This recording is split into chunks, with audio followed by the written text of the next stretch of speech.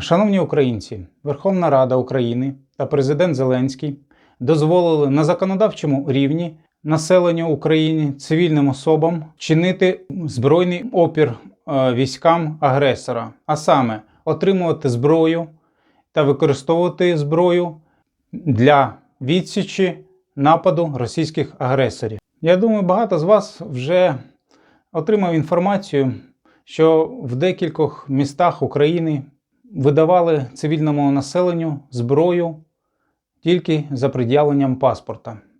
Так, це мало місце в Києві, Запоріжжі та в інших містах. Наразі 3 березня 2022 року Верховна Рада України ухвалила закон, за яким дозволили отримання зброї населенню цивільним особам для відбиття нападу Росії, а також використання даної зброї. Президент Зеленський підписав даний закон, і він набув чинності 7 березня 2022 року. Давайте підкреслимо основні тези даного закону. Законом встановлюється, що у період воєнного часу цивільні особи, до яких відносяться громадяни України, іноземці та особи без громадянства, які на законних підставах перебувають на території України, мають право брати участь у відсічі і стримуванні нападу Російської Федерації на Україну. Відтак, кожен громадянин України, іноземець та особа без громадянства, які перебувають на території України на законних підставах, мають право отримувати зброю і використовувати дану зброю для боротьби з російськими агресорами. Законом передбачено, що отримання та використання зброї цивільним населенням здійснюється відповідно до порядку, встановленого Кабінетом Міністрів України. Давайте ознайомимося, що це за порядок. Це порядок застосування зброї і бойової техніки з'єднаннями, військовими частинами і підрозділами Збройних сил під час виконання ними завдань щодо відсічі збройної агресії проти України. Згідно даного закону, цивільні особи не несуть відповідальності за застосування вогнепальної зброї проти осіб, які здійснюють збройну агресію проти України.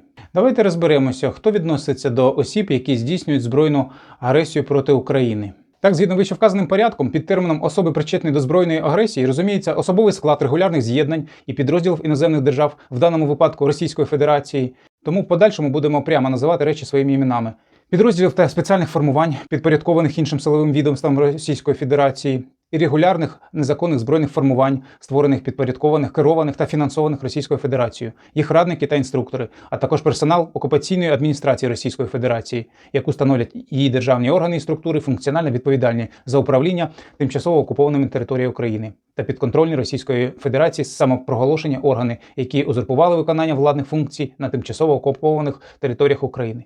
Це було нормативне визначення російського агресора. Але я думаю, кожен українець зможе відрізнити російського агресора від свого побратима.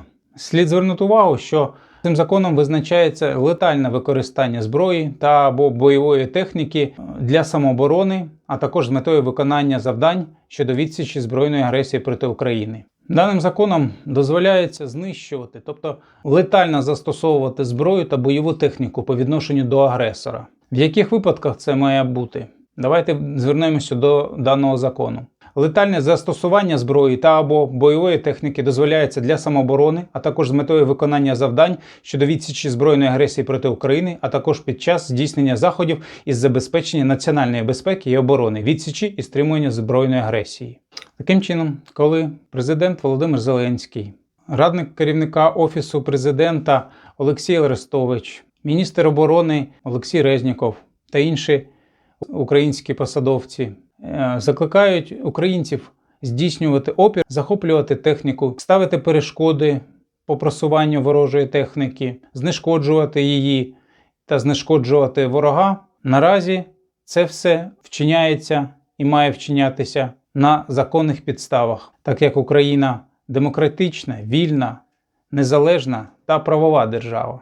Ще раз зверну увагу і зауважу, що згідно статті 3 даного закону, цивільне населення звільняється від відповідальності за використання зброї проти агресорів. Наостанок скажу, якщо вам видали зброю, або ви отримали її іншим шляхом, в тому числі забрали у ворога, то Ви маєте право використовувати цю зброю відповідно до даного закону протягом всього військового часу, встановленого на території України. Але після його закінчення протягом 10 днів ви маєте здати дану зброю до органів Національної поліції. І це прямо передбачено законом. В протилежному випадку до осіб, які не здали зброю, після закінчення або припинення військового стану, установлений законом строк, дані особи можуть бути притягнуті до кримінальної відповідальності. З вами був адвокат Бур'янський. Слава Україні!